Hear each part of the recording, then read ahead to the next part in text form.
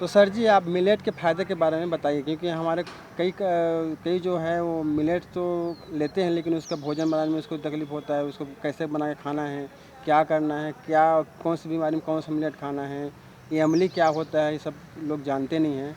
तो इसके बारे में थोड़ा थोड़ा आप विस्तार से बताने की कष्ट करेंगे। देखो, खादर सर का जो मेन है वो मिलेट मैन ऑफ इंडिया है, जिनको पिछले साल ही पद्मश्री अवार्ड मिला है।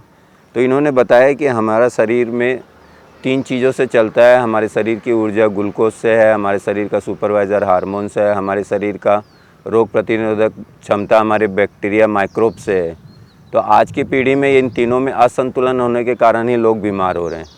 ये असंतुलन क्यों हो रहा है? हमारे अनाज गलत हो जाने के कारण, हमारा आहार, हमारी जीवन शैली जो प्राकृतिक रूप से पहले से ही अभी वो पूरी बिगड़ गई है, इसलिए हमें ये सब बीमारियां हो रही हैं।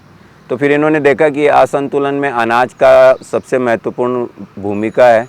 तो फिर उन्होंने अनाज पे ये 3 अपने बुक्स में उन्होंने सर्च किया कि सबसे पॉजिटिव ग्रेन्स कौन सा है। तो पॉजिटिव ग्रेन्स में उन्होंने 5 मिलेट्स रखे: कांगनी, सानवा, कोदो, कुटकी, छोटी कंगनी। ये एक ह्यूमन बॉडी के लिए पूरे पोषक तत्व और पूरे फाइबर हैं।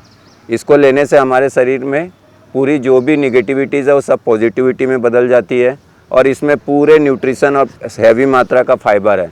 तो ये 5 से 6 घंटे में पचता है और ड्रिप ग्लूकोज रिलीज़ करता है। उसके बाद न्यूट्रल ग्रेन्स माने ऐसे ग्रेन्स जिसको खाने से ना बॉडी में प्लस होता है ना माइनस होता है। उसमें इन्होंने रखा है बाजरा, रागी, चना, ज्वार और मक्के। ये सब चीज़ है लेकिन इसमें फाइबर बहुत कम है, इसलिए इन्होंने न्यूट्रल ग्रेन्स में रखा। फिर इन्होंने तीसरा निगेटिव ग्रेन्स में इन्होंने रखा, थोड़ा सुनने में आश्चर्य भी लगता है और थोड़ा जल्दी से स्वीकार भी नहीं होता है। उसमें इन्होंने निगेटिव ग्रेन्स में गेहूं और चावल को रखा। गेहूं और चावल को इन्होंने देखा कि बिल्कुल भी उसमें फाइबर नहीं है, टोटल कार्बोहाइड्रेट है। इसमें सबसे ज़्यादा किसान पेस्टिसाइड और केमिकल डाल रहा है। दूसरा, इसको हैवी मात्रा का ग्लूकोज है। तीसरा, इसमें हैवी गुलेटिन है जो हमारे हाथों में जाके चिपकता है। और चौथा ये कि गेहूं चावल 45 मिनट में डाइजेस्ट होने के बाद उसका 70% ग्लूकोज ब्लड में एक साथ छोड़ता है।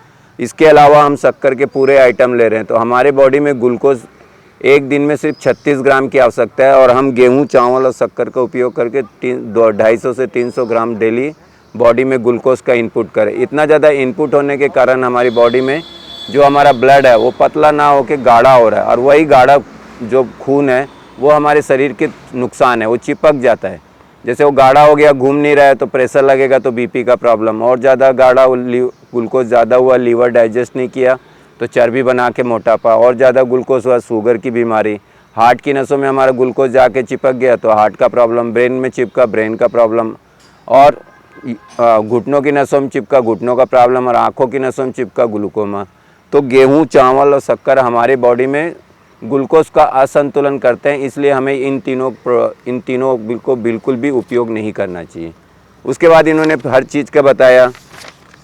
कांगनी में कितने फाइबर, इसका क्या फ़ायदा है। छोटी कांगनी है, सानवा है, कोदो है, कुटकी है। और देखो, ये मिलेट्स ही एक ऐसा है जो मेडिसिन्स के साथ साथ, ग्रेन्स के साथ साथ मेडिसिन्स भी हैं। हमारे पूर्वज लोग वेरी साइंटिस्ट थे कि ग्रेन्स ही ऐसा खाते थे कि उनको दवाई अलग से लेनी नहीं पड़ती। अभी हम ग्रेन्स भी गलत खा रहे हैं, ऊपर से दवाई भी खा रहे हैं, तो बॉडी को डबल डैमेज कर रहे हैं।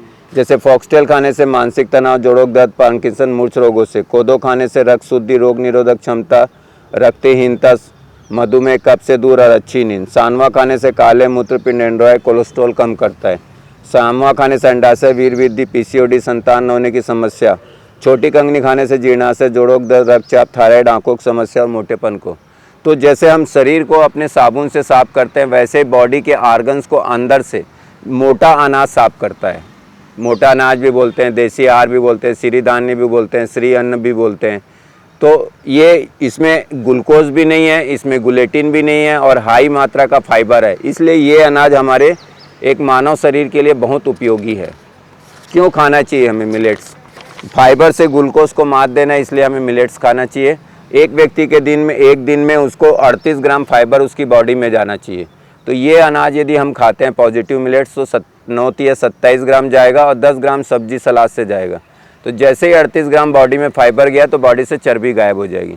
यदि फाइबर सही गया तो चर्बी नहीं रहेगी, और फाइबर नहीं गया तो चर्बी क्रिएट करेगी, क्योंकि हम ज़्यादातर कार्बोहाइड्रेट खा रहे हैं।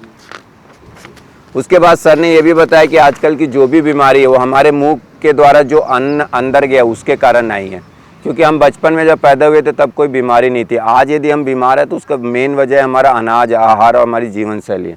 तो जैसे कैंसर के अभी बड़े बड़े हर सिटी में 2 से 3 कैंसर हॉस्पिटल आ गए। ये कैसे आ रहे हैं? पेस्टिसाइड दवा खा रहे हैं, बीज हाइब्रिड हो गई, गाय हाइब्रिड हो गई, बाजार के मिलावटी तेल खा रहे हैं। फिर सर ये 5 चीज़ों के लिए बिल्कुल मना करते हैं। चावल, गेहूँ, शक्कर से हमारा ग्लूकोज इनबैलेंस होता है, और कोई भी एनिमल प्रोडक्ट से हमारी बॉडी में हार्मोन इनबैलेंस होता है। अंडा है, नॉनवेज है, और गाय का दूध। अब गाय के दूध में भी लोगों को बड़ा जल्दी से स्वीकार नहीं होता है। मुझे बताए किसी भी इंसान और जानवर को दूध तभी आता है जब वो बच्चा पेट में आता है, और बच्चा थोड़ा बड़ा होता है तो दूध बंद हो जाता है। तो पूरी प्रकृति बोल रही है कि दूध बच्चे और बछड़ों के लिए तो बड़ा क्यों पी रहा है। गाय का बछड़ा एक बार दूध छोड़ने के बाद दूध नहीं लेता तो फिर बड़े क्यों पी रहे हैं दूध। तीसरा और देखिए, गाय का बछड़ा होते ही दौड़ने लगता है, हमारा बच्चा 12 महीने। तो गाय के दूध में गाय का जो हार्मोन्स है वो गाय के बछड़ों के लिए, हमारे इंसान के दूध में इंसान के लिए हार्मोन्स है। यदि हम जानवर का कोई भी डेयरी प्रोडक्ट लेते हैं या कोई भी नॉनवेज लेते हैं तो हमारा हार्मोन्स चेंज हो जाता है। इसीलिए देखिए नई पीढ़ी में क्या हो रहा है, नए बच्चे नहीं हो रहे। उसका वजह है कि फीमेल का हार्मोन्स मेल पी रहा है गाय का, तो उसका हार्मोन चेंज हो जाता है, तो नई पीढ़ी में बच्चे नहीं हो रहे। तो हमें दूध से बने हुए कोई भी डेयरी प्रोडक्ट नहीं लेना है, ना पनीर लेना है, रसगुल्ला लेना है, ना मलाई लेना है, ना बेकरी आइटम्स लेना है। बल्कि यदि आपके पास देसी गाय है, A2 गाय है, तो आप उसका दही छाछ ले सकते हैं, दूध नहीं लेना है। जर्सी गाय का नाम है, दूध लेना, दही छाछ और घी भी ले सकते हैं। घी ले सकते, दही के बाद जो भी बनता है उसके बाद आप कोई भी प्रोडक्ट ले सकते हैं। क्योंकि लेकिन हो जाता है जैसे जर्सी का गाय में ना तो दूध लेना है, ना दही, ना छाछ, क्योंकि वो हाइब्रिड है। फिर देखो हमारी पूरी बीमारियों का जड़ हमारी आदतों के कारण। हम सुबह उठ के चाय, कॉफ़ी और दूध पीते हैं। तो चाय पिए, आपके बॉडी में देखो शक्कर भी गया, दूध भी गया, तो शक्कर से ग्लूकोज इनबैलेंस हो गया और हार्मोन इनबैलेंस, दूध से हार्मोन इनबैलेंस। और हमारी 1 कप चाय हमारी बॉडी में तुरंत ग्लूकोज और हार्मोन्स इनबैलेंस, और हम दिन में 3 से 4 कप चाय पीते हैं। दोस्त मिला तो कप चाय मिलते, किसी के यहाँ गए तो चाय पीते। तो चाय हमारी बीमारी का मूल जड़ है, और ये हमारे पूर्वजों का संस्कार नहीं है। हमारे पूर्वजों का संस्कार पत्तों का काढ़ा पीना था। तो 1 कप पानी में आप हथेली के साइज़ के कोई भी पत्ते लें, 7 दिन तक पिएं। जैसे तुलसी पी रहे हैं तो 7 दिन तक तुलसी का पिएं, फिर 7 दिन तुलसी के बाद धनिया का पिए, पुदीना का पिए, बेलपत्ती का पिए, परिजात का पिए, मोरिंगा का पिए, पीपल का पिए, कुंदरू का पिए, करंज के पत्ते पिए। तो ऐसे करके इन्होंने पूरे शेड्यूल्स को तय किया कि कौन सी बीमारी में कौन कौन से पत्तों का काढ़ा पीना चाहिए। 1 मिनट में इसमें रोकना चाहता हूँ कि काढ़ा हम बनाते हैं तो कितना पानी लेना है, कितना पत्ता लेना है? 1 कप पानी में हथेली के साइज के पत्ते, जैसे हथेली के साइज मतलब जैसे तुलसी के हैं तो 20-25 आएंगे, पीपल के हैं तो 3 पत्ते आएंगे, परिजात के हैं तो 5-6 पत्ते आएंगे। तो पत्तों की साइज हथेली भर जाए मत, उतने ही अपने को साइज में लेना है। कितना लेना है हमको? 1 कप पानी, जैसे चाय लेते हैं वैसे। ठीक है सर, आगे। कौन से मिलेट्स को खाने से कौन सा कैंसर ठीक होता है। उसके बाद अब हम कोई भी खाना खा रहे हैं तो क्या हो रहा है, आखिरी में ग्लूकोज बन रहा है। बॉडी में ग्लूकोज तो आ रहा है, लेकिन ग्लूकोज का आउटपुट क्या है? तो उसके आउटपुट है शारीरिक श्रम, हाँ ना। उसके लिए सर ने बोला है कि यदि आप 50 साल तक के हो तो 75 मिनट वॉक करना है, 60 साल के हो तो 2 घंटे वॉक करना है, 70 साल के हो तो 3 घंटे वॉक करना है। यदि हम वॉक करेंगे तो क्यों वॉक करना है? वॉक करने से हमारा ग्लूकोज जलेगा, बॉडी को ग्लूकोज चाहिए तो बॉडी तेज भूख लगाएगी। अभी हम लोग भूख से, शरीर की मांग से खाना नहीं खा रहे हैं, हम टाइमली या साइकोलॉजी खाना खा रहे हैं कि 8 बज गई तो खा लें, 12 बज गई खा लें, 4 बज गई खा लें, 8 बज गई खा लें। तो वो बिना शरीर की मांग के हम जो भोजन दे रहे हैं वो डाइजेस्ट नहीं होकर फर्मेटेड हो रहा है, और वही फर्मेटेड सड़ा हुआ खाना ही हमारे शरीर में बीमारी ला रहा है। और हमारे शरीर में 5 लीटर ब्लड होता है, 1 लीटर ब्लड के ग्लूकोज को बर्न करने के लिए हमें 15 मिनट वॉक करना है। तो 75 मिनट हर व्यक्ति को वॉक करना ही है। सूर्योदय सूर्यास्त के समय करेंगे तो विटामिन डी भी मिलेगा। और हमारे पूर्वजों को देखो, गाड़ी साइकिल नहीं थी, दिन भर पैदल चलते थे तो ग्लूकोज डाइजेस्ट हो जाता था।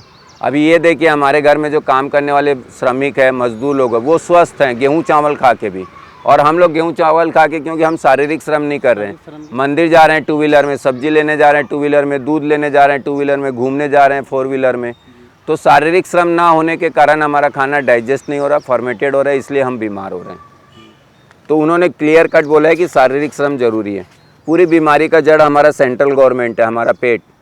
हम जब पैदा हुए थे तो हमारा पेट छाती के नीचे था, आज सभी का पेट छाती के ऊपर है उसका वो। और इस पेट के अंदर जो चर्बी सड़ रही है, जो ग्लूकोज के कारण जो चर्बी बनी, वही पूरी बीमारियों का जड़ है। देखो जब हम पैदा हुए थे तो ग्लूकोज और हमारी किडनी और लीवर के ऊपर 1 से 1.5 किलो वेट था, आज लेकिन आपकी किडनी और लीवर और गार्ड ब्लैडर के ऊपर कितना वेट है, 5-10, और लोगों की कमर भी देखो, कमर नहीं होगी, कमरा हो गया, हाल हो गया, इतना ज़्यादा चर्बी हो गई है। और ये कैसे हुआ? गेहूं, चावल, शक्कर, पेस्टिसाइड, चीनी, आइसक्रीम, फास्ट फूड, शारीरिक मानसिक श्रम का अभाव, सुविधाभोगी जीवन के कारण। ये इस पेट से ही हमारी शरीर में ऊर्जा बनती है और इस पेट से ही हम शरीर से बीमार होते हैं।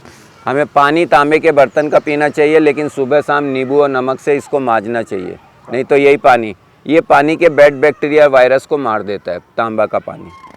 जो बाज़ार का हम तेल खा रहे हैं वो बहुत डेंजरस है, उसमें टोटल क्रूड ऑयल और केमिकल्स है और 2 टाइम उसको स्टीम किया जाता है।